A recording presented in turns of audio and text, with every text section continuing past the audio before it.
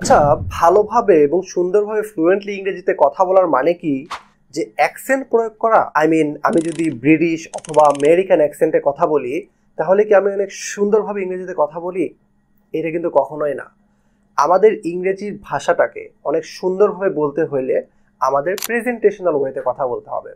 It doesn't matter that which accent that you are using, it doesn't matter which language that you are speaking. যে কোনো ভাষা সুন্দরভাবে কথা বলার একটাই ওয়ে হচ্ছে আপনাকে প্রেজেন্টেশনাল ওয়েতে কথা বলতে হবে।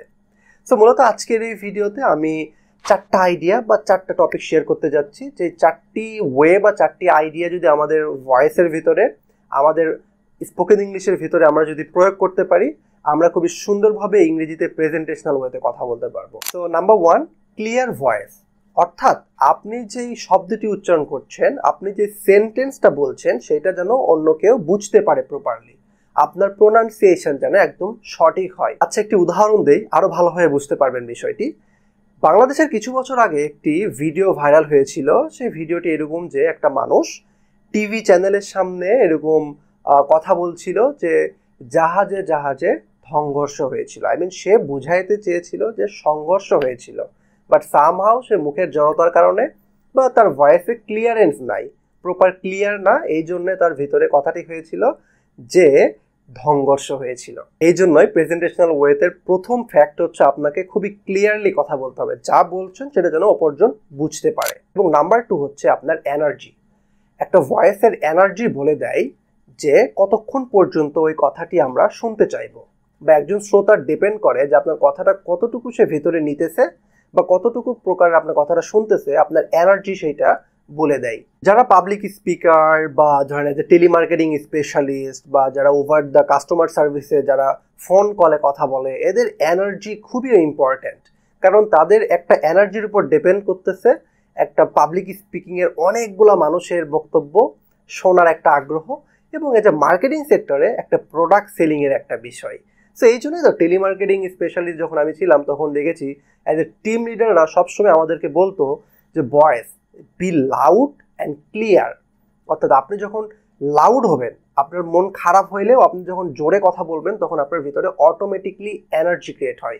ইট ডাজন্ট মিন যে আপনাকে সবসময় জোরেই কথা বলতে হবে, বাট জোরে কথার মাধ্যমে আপনার ভিতরে এনার্জি বৃদ্ধি পায়, আপনার ভয়েসের ভিতরে ক্লিয়ারলি আবার কথা আনতে হবে, তাহলে প্রপারলি আপনি প্রেজেন্টেশনাল ওয়েতে কথা বলতে পারবেন। এবং নাম্বার 3 হচ্ছে টোনালিটি। অর্থাৎ আমি যে টোনে কথা বলছি, এই সাধারণত এই টোনালিটিকে ওয়ান কাইন্ড অফ ইমোশনও বলা চলে। কারণ ধরুন আপনি আপনার ফ্রেন্ডের সাথে আছেন, আপনার ফ্রেন্ডের একটা শোকাহত জিনিস আপনি শুনেছেন, অত তার আত্মীয় মারা গিয়েছে, হচ্ছে বিজনেসে 50 লক্ষ টাকা লস করে ফেলেছে। সো আপনি তখন সেখানে তো তার সামনে খুব এক্সাইটেড মোমেন্টে কথা বলতে পারবেন না, অনেক হ্যাপি মোমেন্টে কথা বলতে পারবেন না। তখন আপনাকে কিভাবে কথা বলতে হবে যে are you okay, is that everything well. তাই আপনাকে সুন্দরভাবে তাকে তার টোনে আপনাকে কথা বলতে হবে। এটাকে বলা হয় টোন মেইনটেইন করা, তার ভয়েসে আপনাকে কথা বলতে হবে, এটাকেই বলা হয় টোনালিটি। এবং নাম্বার 4, সেটা খুবই ইম্পর্ট্যান্ট একটা বিষয়, সেটা হচ্ছে ভয়েস ইন্টোনেশন। ভয়েস ইন্টোনেশন বিষয়টা এমন হচ্ছে, এটা বলা চলে সাধারণত আপস অ্যান্ড ডাউন। আপনার ভয়েসের সামহাও আপস হবে, আবার সামহাও ভয়েসটা অনেক ডাউন হবে। অর্থাৎ আপনি কন্টিনিউয়াসলি একই টোনে কথা বলছেন, লাইক রোবোটিক্সের মতো হয়ে যাবে, একদম ফেক ভাব চলে আসবে। আমি যদি এরকমভাবে ভিডিও বানাই, দেখুন যে আজকের ভিডিওতে আমি শেয়ার করব যে কিভাবে আমরা ইংরেজিতে প্রেজেন্টেশনাল ওয়েতে কথা বলতে পারি। এইভাবে কথা বললে একটা পর্যায়ে আপনার ভিতরে বোরিং ফিল কাজ করবে, আপনি আর আমার কথাগুলো শুনবেন না। কিন্তু ঠিক এই ক্ষেত্রে আমি যদি বলি আজকের ভিডিওতে আমি মূলত 4টা আইডিয়া শেয়ার করব, যে 4টি আইডিয়ার মাধ্যমে আপনি আপনার লাইফে ইমপ্লিমেন্ট করতে পারলে খুবই সুন্দরভাবে প্রেজেন্টেশনাল ওয়েতে কথা বলতে পারবেন।